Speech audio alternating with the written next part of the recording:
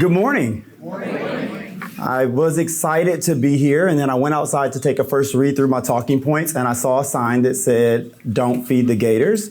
And so, not really sure where I've arrived, but again, I'm thankful about the opportunity to be here. Welcome to Donors Forum. I'm glad to see you all. My name is Isaiah Oliver. I serve as president at the Community Foundation for Northeast Florida.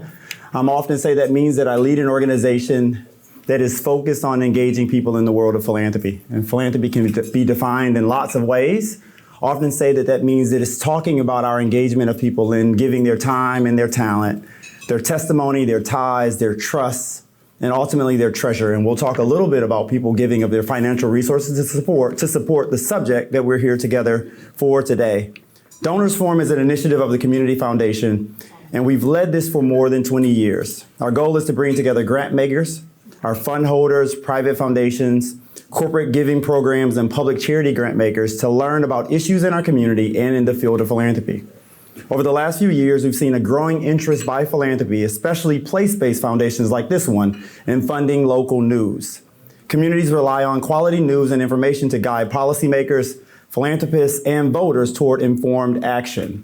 As you all know, I am from Flint, Michigan. That's my hometown. And Flint is known for lots of things. One, for putting the country on wheels, and two, for a water crisis that exposed 100,000 residents, 10,000 kids, 10,000 seniors to lead in their drinking water. It reminds me of a story, and I'll tell a quick story. I'm going off script here, as you know. But it reminds me of a story, height of the water crisis. My then 5-year-old daughter, Zaya, she's much a mini-me. And if any of you have heard me talk, you've heard me talk about Zaya because she's a lot like me in all of the worst ways. So really early one morning, Zaya gives me a call. I'm halfway to Southeast Michigan to a donor visit, and I get a call from her mom's cell phone number. So I answer the phone and she says, "Dad," and immediately starts to set me straight. She says, "Dad, you didn't leave the drinking water, you didn't leave the bottled water by the sink for me to brush my teeth this morning. But don't worry, I went into you and Mom's bathroom and I grabbed yours." And I realized two things in that moment. One, my daughter is analyzing public drinking water, something that municipal government is supposed to provide for us. And two, this girl, I don't know where she learned it, from her mom or somewhere, she knows how to run a guilt trip already. What she didn't know was that she didn't need to run a guilt trip on me. Me and her mom, like many parents at that time, we'd heard the narratives in community that we needed to figure out what we needed to do with water. We heard the stories around bumps. We heard the stories around rashes. We heard the stories around increased cancer. And we also heard the stories from our government that the water was safe to drink. And we made our babies milk and formula with drinking water. We gave them with baths. And so we didn't need the guilt trip. We knew we were choosing between two different news sources that were telling us important information, but one had a platform and one did not. I'm lucky that the hometown I have now, the place that I live in right now, has been engaging in this circle, pulling together a group of donors to really think about important issues and really elevating the role of philanthropy in local journalism. Today's forum is an update on progress made since the last time we visited this issue in early 2020, just before the pandemic. At that time, we had a national speaker from the Institute for Nonprofit News, and we discussed the problem of declining staff and readership at the Florida Times-Union. Since then, we have seen the creation of JAX Today and the Tributary, two community-supported new newsrooms that have blossomed since that Donors Forum. We're grateful to have the leaders of those two efforts with us today. We're also pleased to bring a national perspective to the issue of local journalism with Margaret Sullivan, one of the most renowned experts on this issue. And she, with Andrew and David and Feather, will begin to talk to us about the philanthropic community and share their perspective on how and why they see philanthropy's investment as important. Today's program is a collaboration with the Arthur Vining Davis Foundations, which partnered with us on today's event and is leading the funder of WJCT and JAX Today. We also want to recognize the Jesse Paul DuPont Fund, which has generously supported both JAX Today and the Tributary. They're hosting another conversation about local journalism early next year. You can find the details about that at your tables. And to kick off our program, and I'm looking around because I have not met him yet, and they're giving me that he's here, but I still don't know who he is. But I'm going to say this, and he's going to know it's time to stand up. To kick off our program, I'm pleased and honored to invite John Payton to share some context for Jacksonville. Isn't it crazy that the new guy doesn't know who the mayor was? But hey, and to introduce our keynote speaker. I think just about everyone in the room knows who John Payton is. John was Jacksonville mayor from 2003 to 2011, leading the successful initiative to reduce gun violence and crime known as Jacksonville Journey. He is also the CEO of Gate Petroleum and a local philanthropist who have given time, talent, and treasure to local nonprofit efforts, including the Symphony and Greenscape, and recently supported the A.L. Lewis Black Opportunity and Impact Fund, a collective giving initiative at TCF. Mayor Payton was part of our last donors forum on the topic of local news in 2020, and we're offering the mic to him to offer us a few words. Thank you so much. And welcome. Nice to meet you. Thank you. Welcome, Isaiah. I've been hearing about Isaiah for months now, and it's good to finally lay eyes on him, and I'm looking forward to being more involved with your organization. It's great to be here. I'm going to be fairly brief. We have a great lineup and really good panel speakers. But want to give a little perspective from having sat in the mayor's office and now in the private sector of my perspective on really the role of media and the importance of it, and shed some light and make fun of some people in the audience. Kelly, hello Kelly. Kelly covered me in the mayor's office for 8 years, and she's here. And we're dear friends. Wasn't always that way. But I want to just shed light on two perspectives. One is when we were in office, we were dealing with a problem we still struggle with today, and that is violent crime, particularly murder, the murder rate. We were the murder capital of Florida. And it was a problem that had been going on for quite a while, had not been addressed. And the editorial board basically decided that this was no longer just the sheriff's problem. And this was something that was really a new way of approaching the challenge. I was sitting in the chair at the time and thought it was a little unfair that they were starting to pull the executive branch of government into this issue where it never had been pulled in before. And it was, the biggest problem was that we didn't have an answer for that. There was no blueprint, there was no playbook really on how you address violent crime from the executive branch. So it was an ongoing struggle, but the Times Union just kept beating the drum, and they kept putting this problem squarely in the mayor's office, which this went on for months and months and months, and there was a lot of gnashing of teeth and wringing of hands and frustration. But then some things started happening in our community that were really, I think, touched all of us, and for those of us that were here, there were some really high-profile, tragic deaths. There were some children that were shot, cases I personally got involved with, and I still can't talk about it without getting choked up. It's just, and that was really kind of a turning point for our city, and certainly for my office, where we said, they're probably right, the Times Union. They're probably right.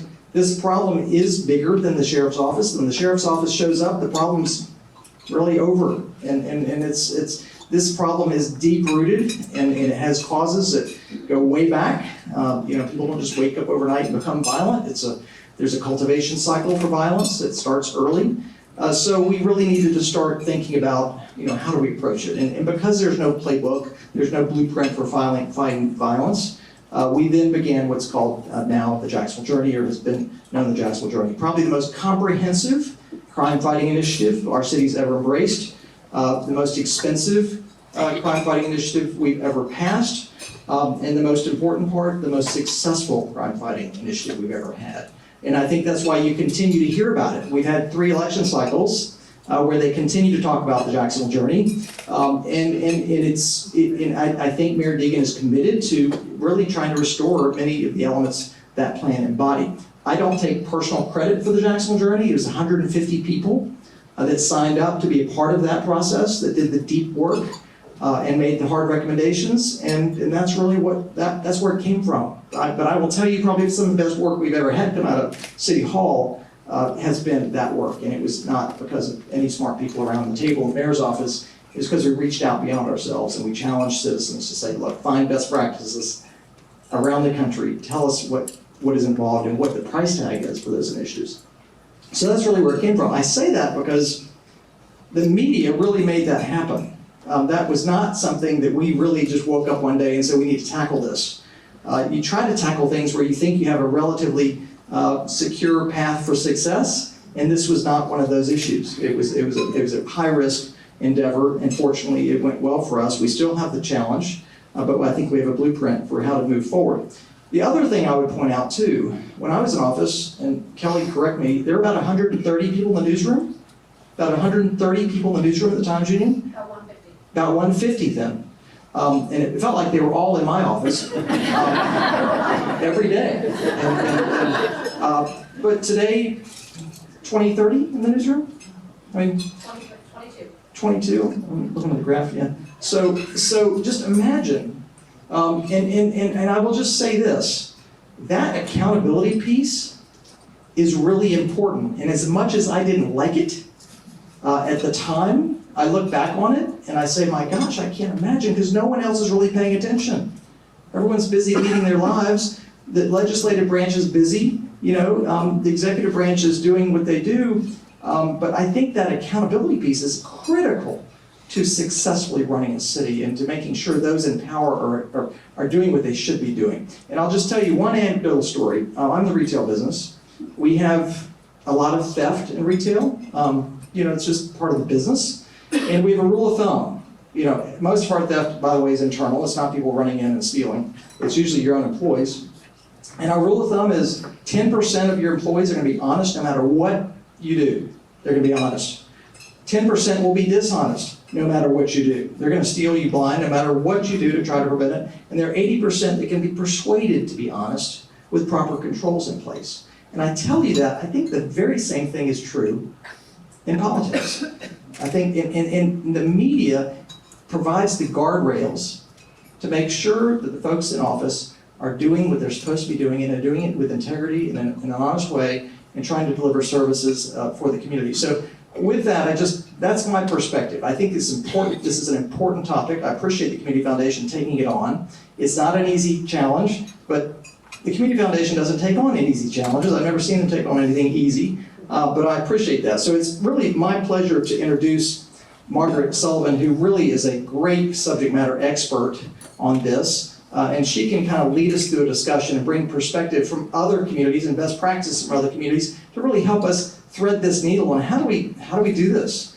We have a real challenge with the dynamics in play in our society with celebrities and social media, often erroneous facts, really dominating the conversation. When in truth there's important things happening that are really influencing where our community goes, how we invest our resources, how our priorities are reflected in the budget. These things are important, and these numbers are big, and our future depends on it. So I appreciate that. Are we going to break for lunch, or are we going straight into Margaret? We'll go straight to Margaret. Okay, well, where's Margaret? I've talked to Margaret on the phone. Where's Margaret? I'm right here. There's Margaret. I've seen you on voicemail and Yes. on Zoom. I'm getting myself slightly. She's getting wired up. But so, I'm not going to read Margaret's bio. You've had it, you've seen it, but I've had a great opportunity to converse with her on this topic, and we're very lucky to have her. And Margaret, come on up and welcome to Jacksonville. Thank you.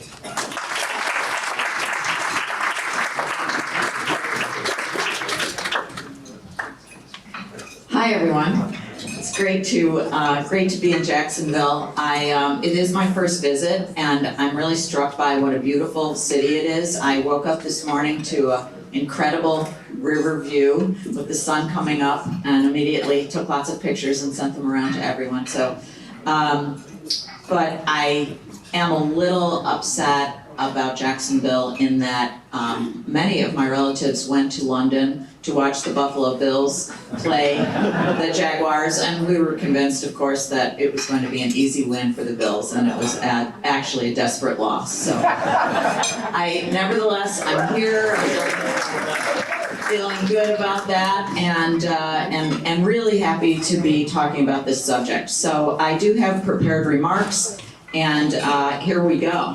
And then I will be moderating a panel, and there'll be time for some back and forth and some Q&A.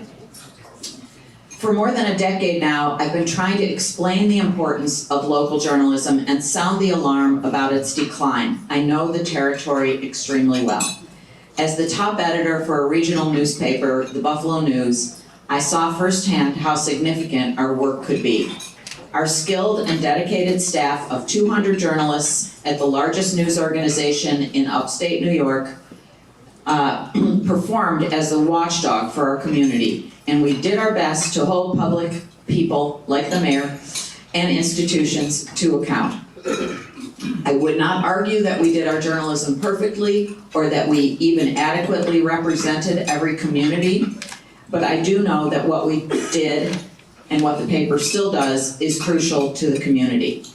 Later, as the public editor or ombudswoman for the New York Times, I saw how often national journalism took its cues from initial reporting from smaller local news organizations. At the Times, I pushed for these local journalists to get proper credit from big journalism, something that did not always happen as a matter of course. A few years later, when I was the media columnist for the Washington Post, I documented the precipitous decline of local newspapers, and in 2020 even published a book about the topic titled Ghosting the News, which is one of the books that's at your tables. Ghosting the News, Local Journalism, and the Crisis of American Democracy. I kept making the case that when local journalism fades or dies, good citizenship becomes harder. People become less engaged in their communities, they retreat into their tribal corners, and in many cases, they do not even share the same basis of reality. To explain how much local news can matter, I offer the example of two reporters at the Buffalo News who helped to change the airline industry, and in doing so, almost certainly helped to save many lives. So I'll ask for a quick show of hands. How many of you have been on a commercial air flight in the past, let's say, 5 years? Everybody, right? Pretty much. In their reporting, Jerry Zaremski and Tom Precious, the paper's longtime Washington and Albany correspondents, followed the crash of Colgan Air Flight 3407, in which 50 people died. Taking off from Newark, New Jersey on a normal-seeming February day, the plane had nearly reached its destination in Buffalo when it went into a stall. It never recovered and soon crashed into a house in suburban Buffalo. All the passengers, a cantor, a human rights activist, the widow of a 9/11 victim, and dozens more were killed, as was the entire crew. Of course, this tragedy was a national story for a few days. But then, in an all too familiar pattern, the national reporters moved on to the next horror story in the next town. But Zaremski and Precious, attached to the local paper as full-time staffers, did not move on. Instead, with the urging and support of their editors, they dug in.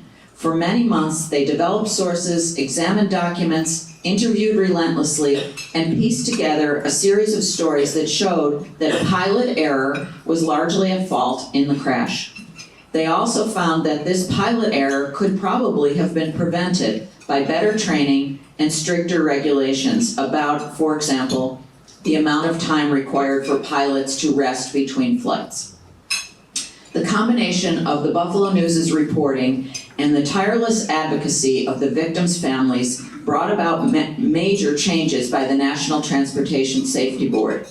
This was the essence of local reporting, the kind of work that truly makes a difference, both by informing local citizens of community concerns and by signaling the importance of local issues in broader national dynamics. Consider the before and the after of aviation safety reforms that became law. In the 2 decades leading up to the Buffalo crash, 1,186 people died in commercial plane crashes in the United States. But in the decade after the new regulations went in place, there was only one such death, and that was caused by a jet window that crashed, that shattered, not by a crash. These two reporters' journalism saved lives. It is not an exaggeration to say that as a result, Americans, we all, fly much more safely now than they did before February 2009, which is when the crash happened. I'm sorry to say that such reporting might not take place these days. The Buffalo News still has a fairly robust newsroom, but one that's far smaller than it was even a dozen years ago. When I left the paper after 12 years as top editor, we had already begun reducing the staff. And it's a very similar story to the one you saw about the Times-Union. Although I think we started off larger and it's still larger now, but the percentages are probably similar. The paper has shrunk dramatically as Lee Enterprises, the relatively new owner, cuts costs and maximizes profits. Today, the newsroom staff is about a third the size of the 200-person staff I headed. For the Buffalo News to take on a long investigative project like the aviation safety reporting, in addition to its day-to-day reporting, would be unlikely now. That contraction in coverage is happening at local newspapers all over the country, and in fact, the losses are even more extreme at most regional papers than they are in Buffalo.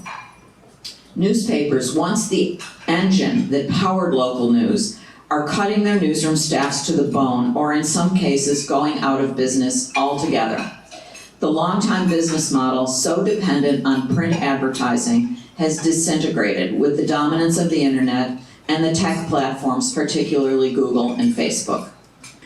In one of my final columns for the Washington Post, I cited research from Northwestern University that showed the depth and breadth of the problem. Already, some 2,500 dailies and weeklies have shuttered, gone out of business, since 2005. There are fewer than 6,500 left. Every week, 2 more disappear. And although many digital-only news sites have cropped up around the nation, most communities that lost a local newspaper will not get a print or digital replacement.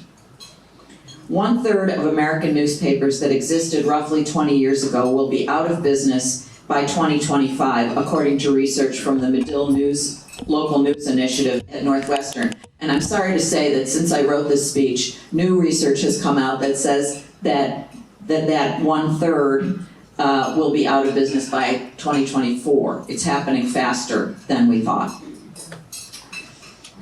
I've taken a closer look at local journalism in Jackson, Mississippi. During a visit there last year, I met Jerry Mitchell, a former reporter for the legendary Clarion Ledger. Mitchell's book, Race Against Time, provides another potent example of how local journalism matters and what we are in great danger of losing right now. He was a reporter at the Clarion Ledger for years when it had a robust staff and was doing admirable reporting on the civil rights movement. Now that paper, owned by the Gannett chain, is down to fewer reporters than you can count on one hand. Mitchell left the paper to found the Mississippi Center for Investigative Reporting, a nonprofit dedicated to exposing injustice and fostering the work of a new generation of muckraking reporters. His book, which is subtitled "A Reporter Reopens the Unsolved Murder Cases of the Civil Rights Era," explores infamous cold cases, including, for example, the 1963 murder of Medgar Evers, the civil rights activist, and the 1964 torture and murder in Mississippi of 3 civil rights workers. In part because of Mitchell's dogged and skilled reporting, some of the racist perpetrators of those murders were finally brought to justice and put behind bars. Jackson, and I would say Jacksonville, are luckier than most places where local newspapers have faded into near oblivion. In addition to Mitchell's investigative reporting center, the city boasts a thriving nonprofit newsroom called Mississippi Today, which these days has a significantly larger staff than the Clarion Ledger. Its editor, Adam Ganeschow, told me that as proud as he is of his staff's work, and they've won major national awards, he has plenty of worries. How can their journalism get through to those Mississippians who are so deep into their partisan echo chambers that truthful reporting doesn't seem to make a dent? And what about the distribution of the news they do produce? No longer do most people living on a residential street receive the daily paper on their doorstep or front porch. Can they be expected to seek out Mississippi Today's reporting by going to their website every day to see what's new? Or will they encounter it in their social media feeds? The nonprofit has tried to address this by offering its journalism for free to newspapers throughout the state. Given their ever smaller staffs, many Mississippi papers have taken them up on it. Still, it's not easy to get the work in front of people's eyes in this largely post-print era. One thing that I think is really important to think about is that local reporting is more trusted than national news. It keeps an eye on powerful people and institutions, and it fosters engagement by citizens in how their communities function and are governed.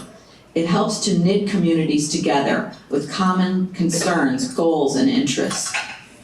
With all of this in mind, here are a few of the things I would like to see happen. Call it a wish list for saving local journalism. In compiling it, I consulted with Stephen Waldman, who co-founded the nonprofit organization Report for America and serves as the chairman of the Rebuild Local News Coalition. I also relied on my own research from 6 years of writing columns for the Washington Post and the work on my book. With Waldman, I believe that a proposed bill called the Local Journalism Sustainability Act deserves enthusiastic and widespread support. Its original form, which has been somewhat watered down as it's been considered in Congress, included 3 major provisions: a payroll tax credit for news organizations who employ local journalists, a tax credit for advertisers who spend money with local news organizations, and a tax credit for those who subscribe or contribute to local news organizations. Waldman especially likes this approach because it would offer substantial help. The first provision alone would direct $1.7 billion over 5 years to local news, he says, while mostly avoiding the potential conflict of interest posed with direct government help to news organizations. Journalists, as you probably know, have long distrusted, well, we distrust everything, but journalists have long distrusted the notion of government involvement with news, since independence is so crucial to the journalistic mission. He said to me, it amplifies the spending power of consumers and goes to the heart of the matter, which is the lack of reporters. Waldman's organization prefers this bill, which was proposed by Senator Maria Cantwell of Washington, to a very different and more controversial bill called the Journalism Competition and Preservation Act, proposed by Amy Klobuchar, whose father, by the way, was a newspaperman. That bill, which has some bipartisan support in Congress, is intended to help level the playing field between local newsrooms and the tech giants, particularly Google and Facebook.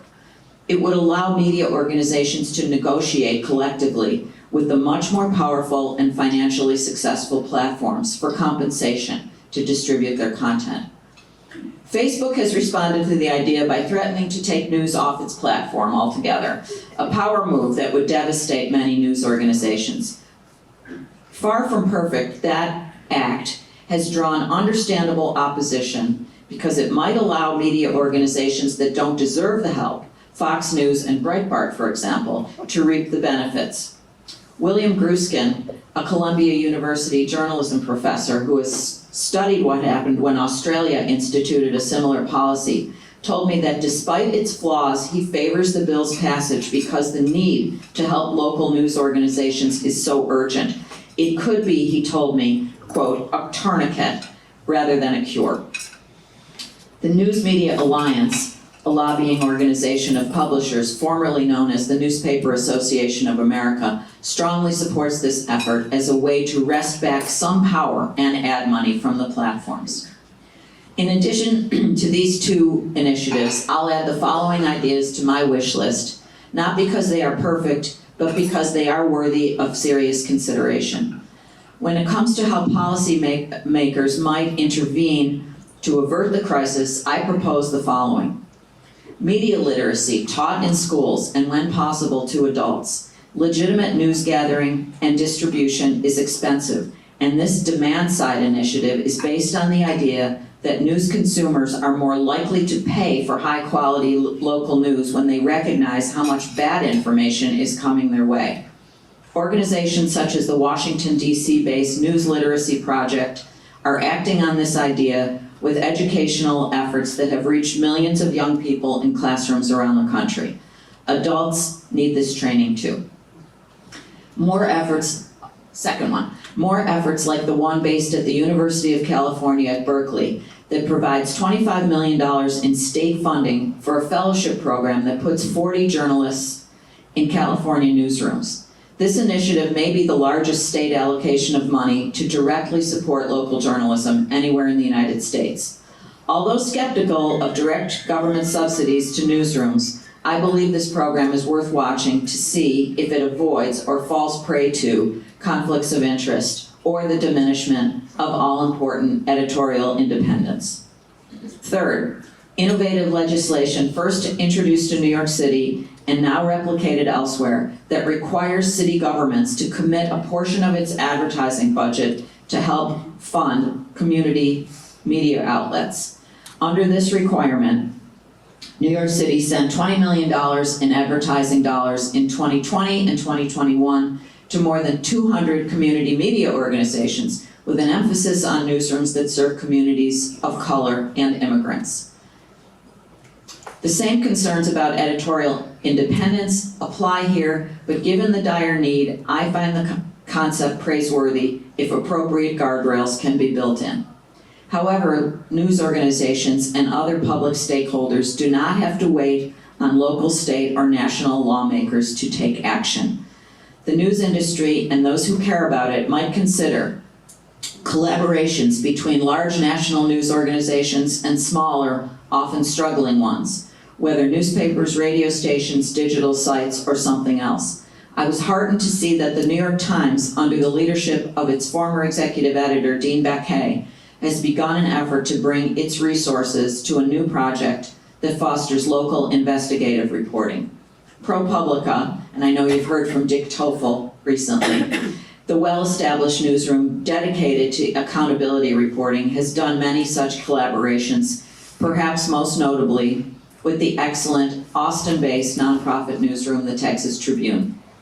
Similarly, the Marshall Project worked with Mississippi Today on a powerful year-long reporting project that revealed how Mississippi forces people convicted of crimes, particularly low-income Black residents, into modern-day debtors' prisons, where they are placed into low-wage, often dangerous jobs to pay off their sentences. And notably for this group, philanthropic support for the best of the independent efforts currently shoring up local news. Report for America, for example, funds positions for hundreds of local journalists at existing local news organizations, loosely based on the Teach for America model. That notable success could and should be vastly expanded. Also admirable and worthy of support is the American Journalism Project, which through major philanthropy helps fund digital news sites that it first screens for a good chance of eventual self-sustainability. This can and must happen at the local level too, as we'll discuss on the panel. I'm wrapping it up.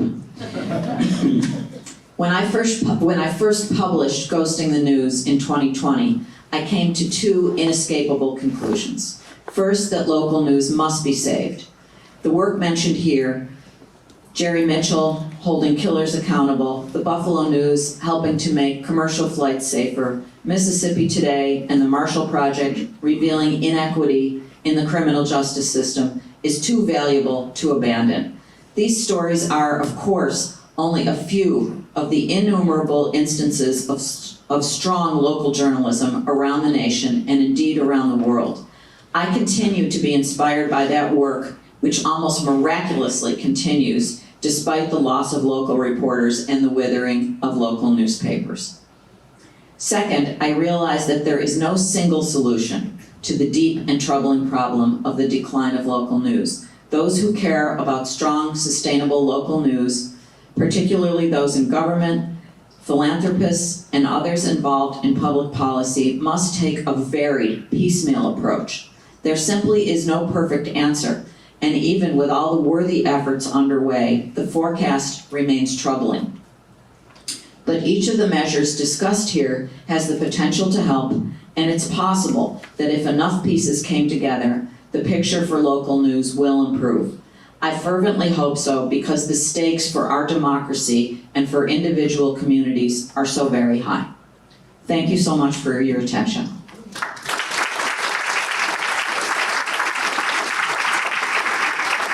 I just want to say on a personal note that some of you have my other book at your places, and it's my memoir, brought out last year, called Newsroom Confidential, and I was about to tell you that the paperback would be out next week.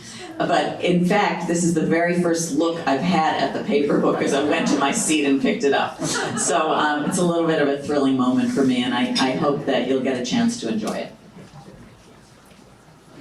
So now we want to go to the panel. Okay. And I'd like the panel to please come up, take your seats.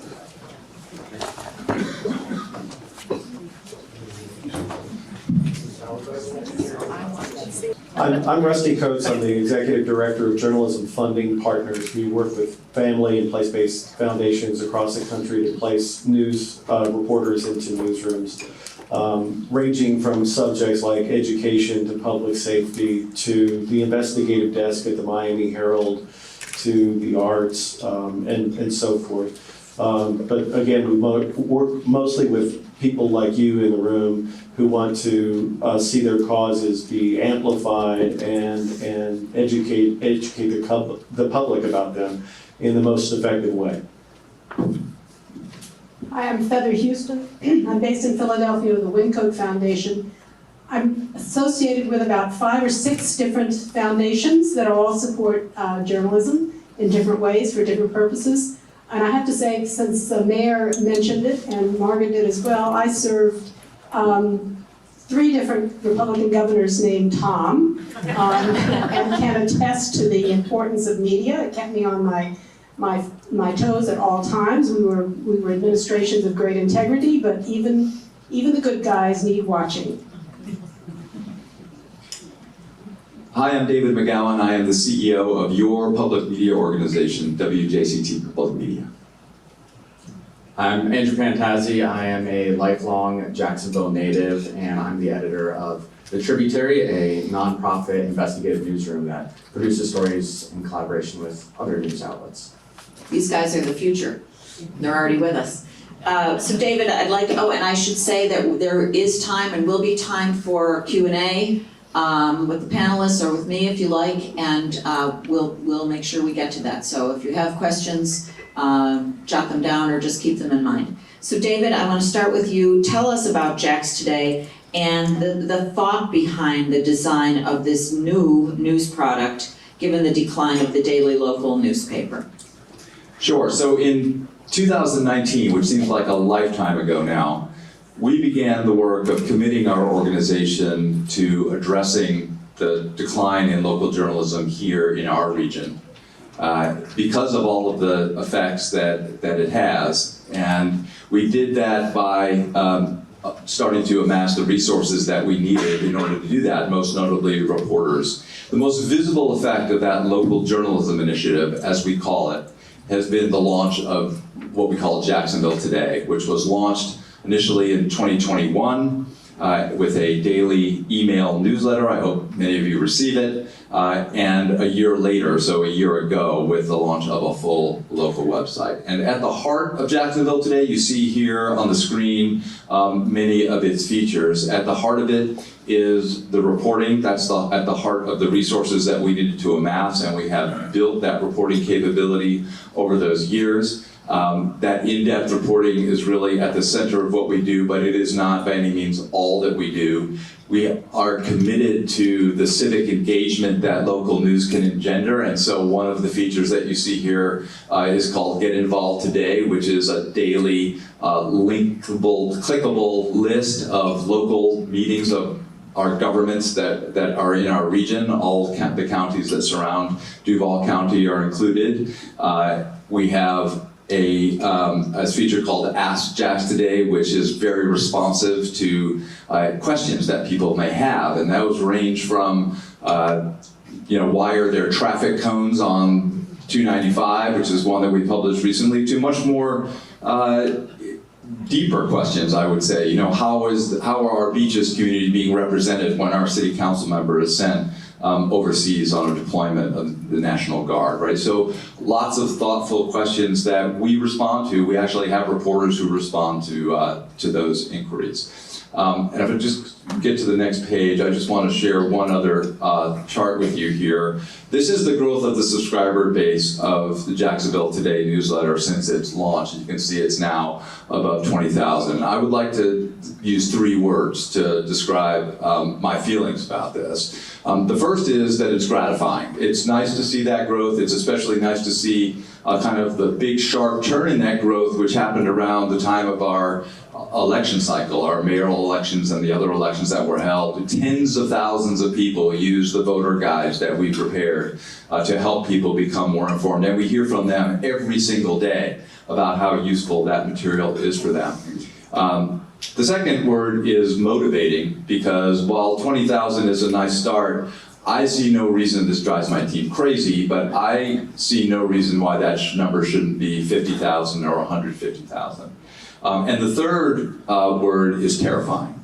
And the reason it's terrifying is because this number, as you saw on an earlier slide, now far exceeds the total circulation of the Florida Times-Union. And the reason that that is terrifying is because we know that we do not yet have the resources that are required to provide the local reporting and civic information that this community needs and deserves. We have a lot of work to do together, and it's urgent. Great, thank you very much, David. Andrew, the Tributary has a special focus on investigative journalism. What makes investigative journalism distinct from daily news coverage, and why is it important? Can you share some examples of stories you've done and the impact they have made? Yeah, thank you. As I said, I'm a lifelong native of the city. I am in my mid-30s, so I came of age during Mayor Payton's administration. Unfortunately, like far too many people in the city, I've lost friends to gun violence. And when Dreshana Davis, who was 8 years old, died in 2006, and the Florida Times-Union spent 8 months of dedicated reporting on Homicide 360, a series that looked at homicide at every angle. And it put pressure on Mayor Payton to respond and to do something about this. That we can't just rely on the sheriff's office as the only source of trying to solve violent crime. And Mayor Payton, to his credit, during a time of the recession, during a time of declining revenue, did do something about it, and he created Jack's Journey. And to see the impact that that made, like, the importance of investigative journalism is that it actually impacts people. It makes our community better. It holds accountable our government officials. And to Mayor Payne's point about the 10% of people who will do things right all the time, they also need to be told when the other people in their administration or the other people in government are not doing enough so that they can do the right thing. And that requires journalism. That requires investigations, and that's not easy and it's not cheap. 8 months of time that we had reporters at the Times-Union spending digging into every aspect of what is causing Jacksonville for decades now to be the murder capital in the state of Florida, helped to shed a conclusive and nuanced light on the problem. During my time at the Florida Times-Union, I spent 8 years there, and I got to see the impact of in-depth investigative reporting. Again, this is not cheap reporting, this is not quick reporting. It's frustrating to go through, and I got to learn under Mary Kelly, and it's frustrating to be edited. It's frustrating to have to again and again be told you don't quite have it, you need to keep digging. And learning that and seeing in real time at the newspaper, when I started, there were still about 100 people in the newsroom, and when I left, there were just in the 20s remaining. And today, of the actual working journalists, there's 20 in the newsroom. And that's not enough for this city. When we think about the big stories this city has had to overcome, like the attempted sale of JEA, we know there are so many other attempted sales of JEA happening all across the city that we can't get to because we don't have enough journalists. And that's the type of journalism that is not something that you can just do on the cheap. It's not something you can do really quick. You have to invest time, you have to invest resources, and you have to have a dedicated focus. So for us at the Tributary, we looked at the landscape and we looked at what are the greatest needs, and we really felt it was essential that we have an investigative team for the city of Jacksonville that can replicate some of what we used to have at the newspaper, that can do the in-depth reporting and then provide it in this nonprofit collaborative model to other news outlets. And so you can see we provide our stories to Jax Today to help boost them as well. We provide our stories to First Coast News. We provide our stories to the Jacksonville Free Press, a Black-owned newspaper. The 4 largest newspapers in the state of Florida, the Miami Herald, the Tampa Bay Times, the Orlando Sentinel, the South Florida Sun Sentinel, have all collaborated with us and republished our work, which allows us to get the largest audience possible so that we can reach people where they're already at and help to make a difference. And we've seen some of that impact already, if you wouldn't mind going to the next slide. These are some of the stories that we reported and some of the impacts that they've made. We started off by taking a dedicated long-term focus on redistricting, a topic that was not getting any coverage or being paid attention to at the local level, because we knew from the long-term reporting we've been doing that the city was violating the Constitution in the way that it sorted its residents based on race, packing in Black voters into just a few districts. We did in-depth reporting again and again, time over time, shining light on what was happening, and part of that was it got national attention from some lawyers, and it got some attention from local activists who then ended up filing suits citing our reporting. And that lawsuit ended up throwing out the Jacksonville City Council's district maps and replacing it with new ones that were ordered by the federal court. We also saw with the Jacksonville Sheriff, Mike Williams, that for more than a year, he had moved out of Duval County and was living in Nassau County in violation of city charter. And nobody had been reporting on this until we were able to step up and show that he had moved out of the county. And just days later, he ended up resigning as a result of that. And lastly, the reporting that's still ongoing right now, and I urge you all to, if you haven't read these stories, so please go to our website, jackstrib.org, to read them. But Nicole, who's here today, has been writing about the terrible conditions in Jacksonville's jail, where after the Jacksonville Sheriff's Office decided to privatize its medical care, the number of deaths in the jail tripled to alarming highs and has stayed that way for years now, since 2017, at this extremely high rate. And being able to expose that, which led to the cancellation of a $98 million healthcare contract, the signing of a new, more expensive contract that hopefully will give at least somewhat better, but our current reporting is showing it's still heavily flawed. That's the type of reporting, just like when we think of Homicide 360, that can save lives, that can allow government to be spurred to action, to actually stop meaningless, needless deaths in our city. Why can't he bring some passion to this subject?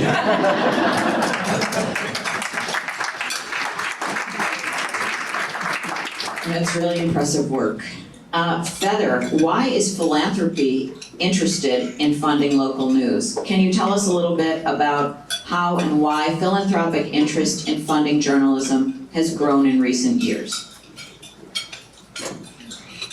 I was trying to think about what the origin story for this is, and I actually think we need to attribute it to the Knight Foundation, which 17 years ago started an initiative with community foundations to start up local news operations, and that kind of whetted everybody's appetite.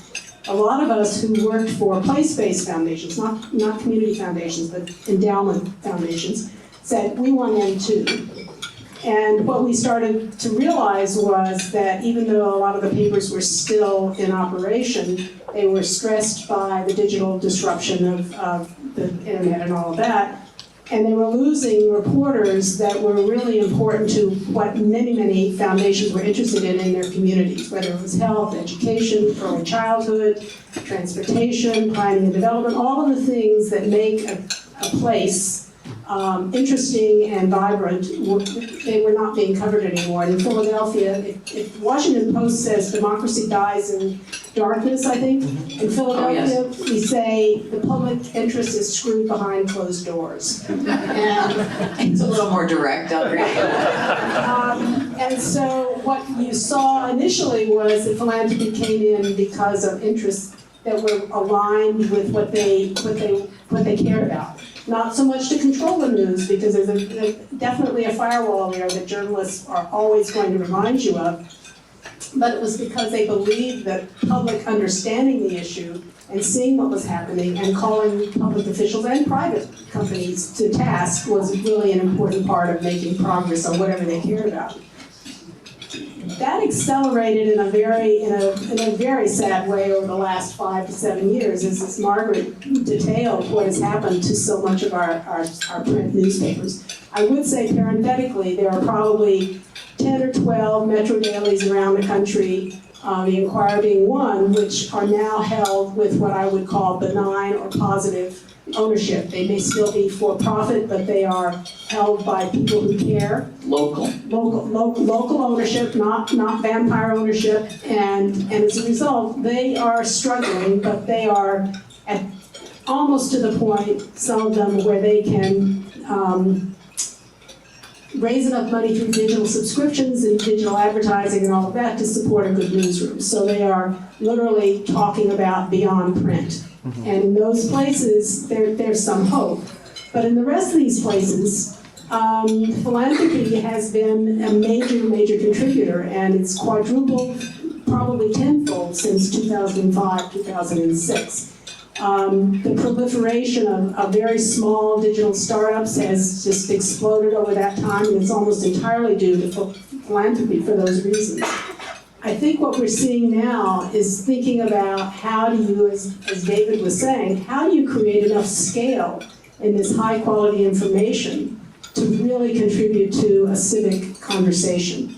And for that reason, you can see additional philanthropies thinking, you know, this has got to be more than niche reporting. This needs to be something where either through partnerships across metro areas or through very broad-based kinds of reporting, such as at Jacksonville Today, that we're seeing this much broader commitment. And it's almost, I wouldn't say it's content-free, it's topic comprehensive, or it's topic agnostic to the philanthropy. It's just getting it done. And I just see I have a good friend here from Delaware, the Delaware Community Foundation, who has almost single-handedly built statewide coverage in Delaware in a way that was just not happening before. And it's Allison Levine. Thank you for what you're doing. And I've been part of funding the New Jersey Spotlight, a lot of other of these broader coverage areas. There are now 35 states that have statewide and state capital coverage that are both networked and single organization things. So it's varying. I will tell you, I spent the last 5 years watching the digital startup world and the public media world. You are a very lucky community to have both Jacksonville Today and the Tributary working together and doing the kind of work you're doing. It's the two together is just way ahead of the pack. Thank you, Heather. And yet I would say that we've heard very clearly that both of the people involved think they don't have nearly enough people. And I think, Andrew, you said you have a newsroom of yourself and 2 reporters. I mean, the work they've been able to do with that is amazing, but it's just not enough people. And reporters cost money. Rusty, my old friend, why do you think funders are interested in funding journalism based on their other philanthropic priorities? And how do they invest their funding for maximum impact on the community dialogue about that issue? I think the swell of local, family, place-based, and topic-based funders coming into philanthropy for local news is a rather new phenomenon. It's a little older than being novel, than just new now. But the reason is because you care about education. You care about clean air and clean water. You care about public safety. You care about educating children pre-K. You care about preventing elder abuse. You care about holding government accountable. And if you care about any of those things, you care about local news. It just follows. The only way you're going to raise awareness about these issues locally is by getting into the game and funding into local news, into newsrooms that are reaching new audiences into newsrooms that are reaching established audiences. The key is that you're reaching an audience. Our funders through JFP, I've been there 2.5 years, we've grown a 10x, mostly by working with family and place-based foundations. And I have to say, y'all are hard to find. You're not braggy, you're not out there like the national ones. But the wealth within family and place-based foundations across the country eclipses that of the national foundations. And I've been trying to tap into that. My first slide showed that I still have the same sport coat as when that picture was taken. The other thing that slide said that it was that I ran the local media consortium for 7 years, and we had, without any kind of act of Congress, we had negotiations with the big platforms to bring digital tools to local newsrooms. And through that, I was able to brag every year that we brought $100 million in digital revenue to news organizations across the country. But during the pandemic, if you didn't have an epiphany during the pandemic, you did it wrong. My epiphany was that none of that money, that $100 million a year going to local news, went anywhere near the newsrooms themselves. They went into the business model to sustain themselves and to shore up some losses and all of that. And my epiphany was, if I'm going to continue in my career as a journalist, I want to have a device to put money directly into newsrooms, period, hard stop.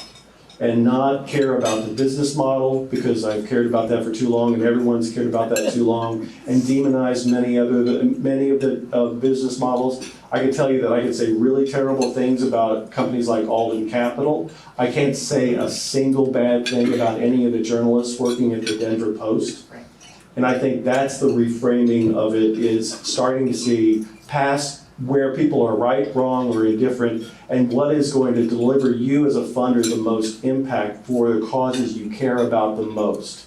And to me, that's not a POA, or a PSA rather, that is not any kind of gala. Really, that is a daily drumbeat of news coming to people that make these global issues very, very local, because they see themselves in it. Great, thank you very much, Rusty. There are other questions I could ask the panel, but I thought it might be good, and we have great people in this room, and I thought it might be good to see if any of you have some questions or thoughts that you'd like to share or ask the panelists. So, yes, we do. How is the Tributary funded? So the Tributary is funded through a mix of institutional and individual donations. A large grassroots support is how we got started. Like membership? Yeah, so this was when I announced I was leaving the paper, which actually I did not announce. I got scooped on my own. That's embarrassing. First Coast News, people I love, did a story about the buyouts at the paper. And it felt a little bit like Tom Sawyer hanging in the rafters at your own funeral, watching all these people say nice things about you and how they're gonna miss you. And so I just very quickly put out there an easy way for people to know, like, hey, details to come. I'm still employed for another month, but I am going to be launching a nonprofit. If you would like to support, here's how you can do so. And that first week, 200 plus people started giving monthly, which showed just how much I think hunger there is beyond just this room. I mean, there's people all across the city who know the impact that the newspaper has had on this community, and they want to sustain and support. So that was our first source. We also have gotten tremendous support, and Mari's in the room, from the Jesse Vaux-DuPont Fund. The Jesse Vaux-DuPont Fund has been a great supporter of ours, and that's been helpful to allow us to expand, to hire Nicole, and to hire, through Report for America, which we talked about earlier, Charlie, who's now covering poverty. And then individuals in this room and outside of this room who've been really generous supporters. And how you disseminate the information. I see the blue book. I frankly have never seen anything before. So we give it to other outlets and we have our own newsletter, but we primarily focus on how can we get the information out there. So for example, First Coast News and TV news in general has a much larger audience than any other news outlet. And in the old days, the way it worked was, and no offense to any TV people, but it was the newspaper did really in-depth original reporting, and then TV would follow, and TV would repeat the reporting that the newspaper did. And whether they gave credit to the newspaper or not, everyone in the community was learning about something that the newspaper unearthed. And they may think that they learned about it from Action News or News for Jacks or First Coast News, and it was originating from the paper. So we've taken a similar model, which is we're in touch with the TV stations. We let them know when we're getting close to publication. We work with them on our stories. And then sometimes it's direct. They interview one of our reporters, or we help them to coordinate their reporting. Other times it's just they're attributing, saying, hey, the Tributary reported. And that gets it out to a very large audience. Once you get all three stations reporting something, Sheriff Williams is a perfect example of this. We reported Sheriff Williams not living in the county, and that evening, it was a Friday, at 5 o'clock, every single TV station had a story repeating what we had. Once you have all three stations reporting the same thing, there's a lot of pressure that pushes this public official to now acknowledge, yes, he broke the law and he needs to resign. And so we may not always, have our branding on it where someone can easily identify it. It's sometimes just a whisper of like, as first reported by the Tributary. But we're fine with that. We view that as our role. Our role is to be the source that is feeding in. David and I both use the term ecosystem way too much, but I really love the idea of an ecosystem, and it's part of why we're called the Tributary. We feed all in to the same ecosystem, just like the tributaries of the St. Johns River, and that's what supports the health of the overall community. And so our job is very narrow. It's investigative reporting. We feed it into the ecosystem so that it can get out there through the newspaper, through TV stations, through Jacks Today with their substantially growing newsletter audience. That way we can get as many people to learn about the news as possible. Whether we get the credit or whether people remember our name after they read the story, frankly, I would much rather at the end of a story about jail deaths that people remember the fact of the jail deaths than even they remember our name. And so that's how we're mostly getting it out there. We do publish on our own website. We do have a newsletter. I would be remiss if I didn't encourage everyone in the room to please subscribe to the newsletter. It's free, but honestly, our primary way of getting news out to people is through our partnerships. So you may well have seen or heard of this work without knowing that it came from the Tributary, and that seems very likely. Who else? Yes. So is the future of local journalism going to be entirely in the not-for-profit world? Or is there a model where you can have for-profit local journalism? I think we probably all have a view on this, but I'm going to hand it off to David. Yeah, I think that, again, to use that ecosystem word, I think what we're seeing and what I think will happen in the future is that as individual news organizations have smaller resources individually, they will, as they already have, start to narrow their focus. And each of them will have a role to play in our overall news diets. That includes the nonprofit sector, but I don't think we're going to see the complete elimination of for-profit news, certainly not on the TV side anytime soon. And I think even the Florida Times Union will be with us, although in ever diminishing form for some time to come. So I think this is one of the challenges and one of the great benefits of the nonprofit model. And the Tributary and Jacks Today have different models, but entirely compatible ones, is that we understand that we're part of an ecosystem and our goals are different. Our goals are to inform our communities. Our goals are to engage our communities. I'll never say that there's never a journalist born who isn't competitive, so I'm not going to say that we're not competitive, but we have a different relationship. We give, just Andrew mentioned that, sometimes the Tributary's work is not fully credited. We actually give full credit to all of the news organizations whose work we amplify when that's what we're doing. And of course, we do a lot of the in-depth work ourselves. And what we do is we have tended to focus on areas which we know are undercovered. Our kind of origin story, if you will, was really around the Florida Times Union starting to walk away from environmental and resiliency coverage. There was a great series published by the Florida Times Union about the effect of dredging, and after that, they just really didn't have the resources to continue that work. And we said, you know, this is a really important area for us to follow because this community needs to know about it. And so we built a project called ADAPT, which is now part of Jacksonville Today. We just had an event that almost 400 people attended where we discussed the city's resiliency plan, just announced. These are crucial areas, but what you're seeing is news organizations, including the nonprofit organizations, kind of cover the areas that they feel are underserved and need to be developed. If I could just add, I think it's helpful in this room to explain what the newspaper business model used to look like. And back when the circulation was as high as it was, close to 150,000, and people were paying $100 a year for a 7-day-a-week subscription. That $100 a year was not covering even the cost of delivering the paper to your door. More than 100% of the net profit came from advertising. Advertising drove the amount of money that the newspaper was able to bring in to fund that in-depth 8-month-long type of investigative journalism.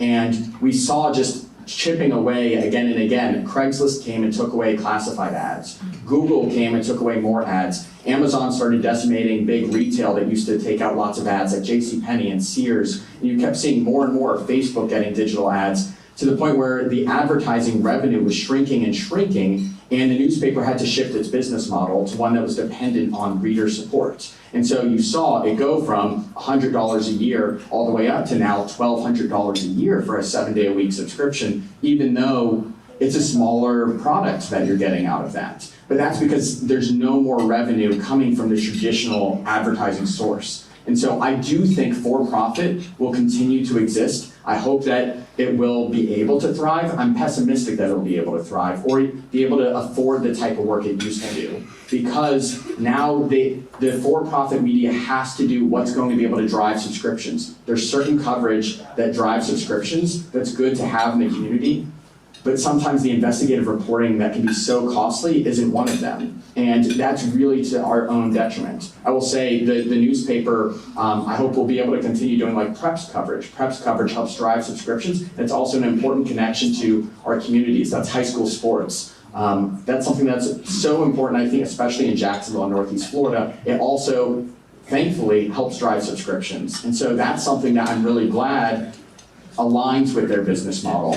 But unfortunately, the type of work that used to happen is just so expensive and so difficult to do that it's harder and harder to imagine with a smaller and smaller newsroom that you can afford taking someone off of their beat for 8 months or a year at a time, or taking multiple people for 8 months or a year at a time to do that type of work. That's I think, the kind of reporting that we're missing in Jacksonville that helped expose so many problems in our past.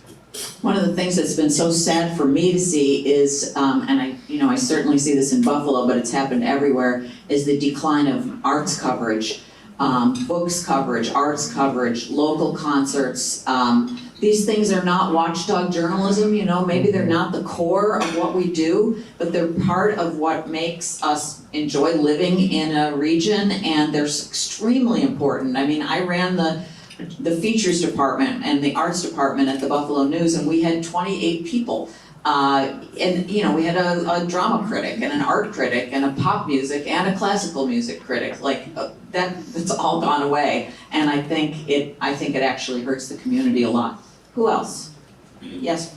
Do you think there's any hope for those of us who still like to hold a paper in our hand, to read the news? And I cannot even get the Times Union to deliver to my door, although I'm happy to pay for it.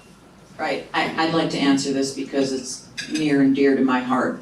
I think it's a shame that these organizations have walked away from print the way they have and made it so expensive that it's really, it's such a turnoff. You get this tiny thing, there's not much in it, and it costs way too much. So will it exist? My feeling is a print newspaper will exist, but not every day.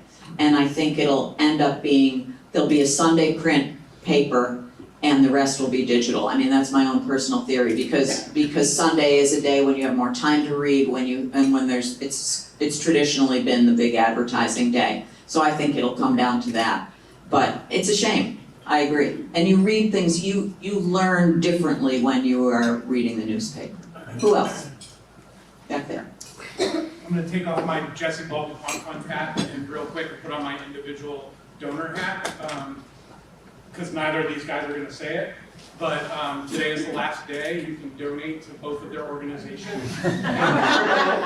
The impact you have with your donation with matching dollars from the Jesse Baldwin Fund and a national donor. So as individuals who care about our community, and most of us are here because we do, and we care about local news, just know that today is the day. If you're going to make a donation, you should do it. Excellent. Thank you. Yes, sir.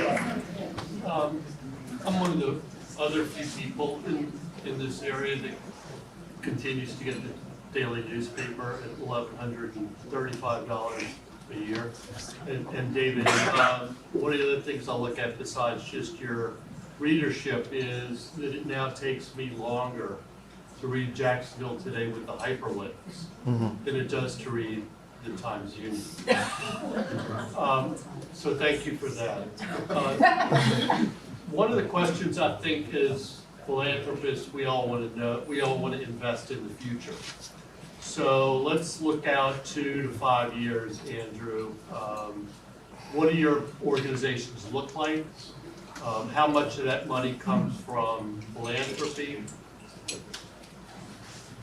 Yeah, so I think this is a great question. We've been going with our board through our strategic planning, very in depth. This has been something that's been very present in all of our conversations.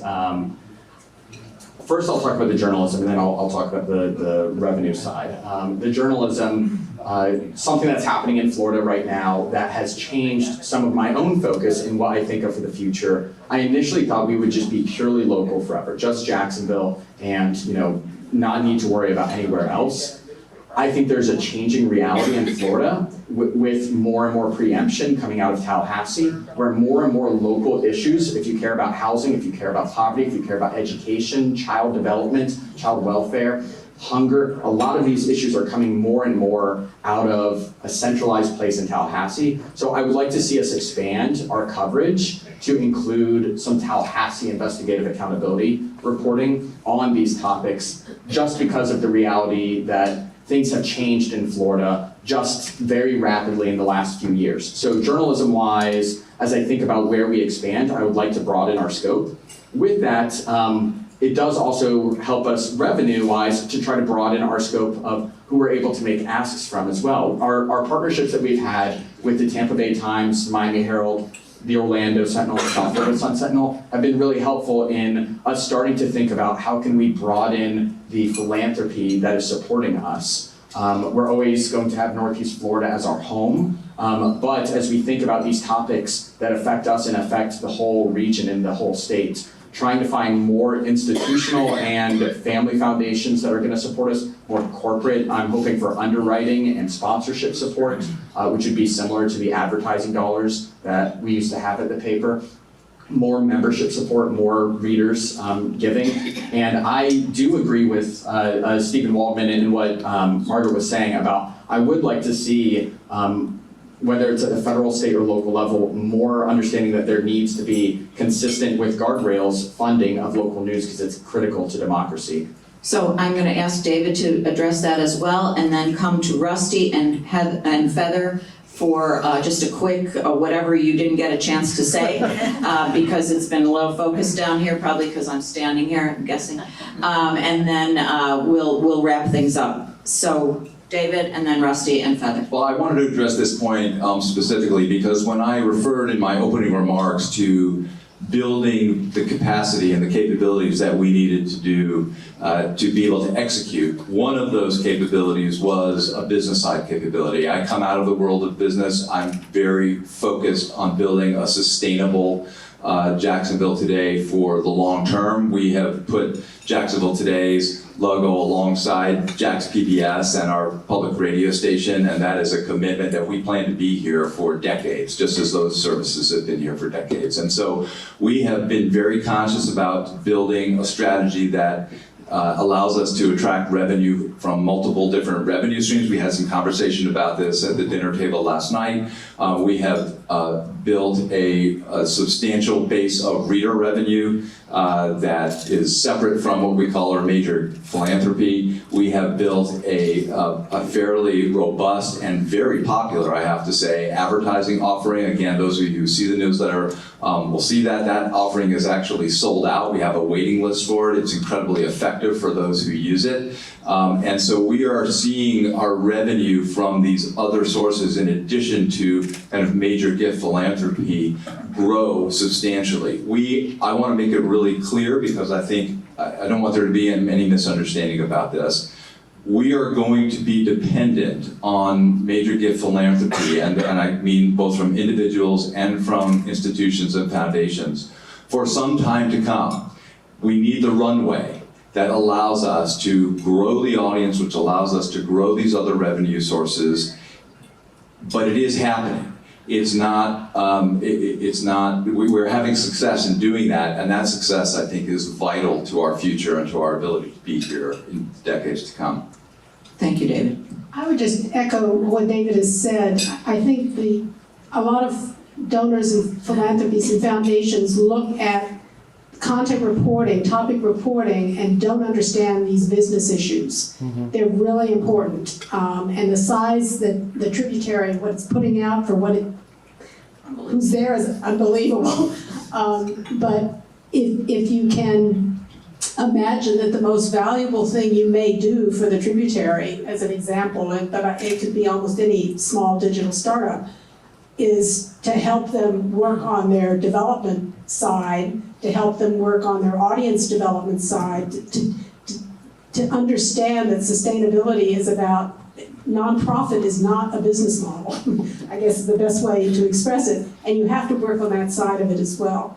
A lot of funders are beginning to understand that. There is a national movement around that, of which a big chunk is going to be on the business model side of local news, and whether it be for-profit or nonprofit, they all still face the same revenue problems. So be gentle with people who want to work on the business side and support them as well. Thank you. And Rusty.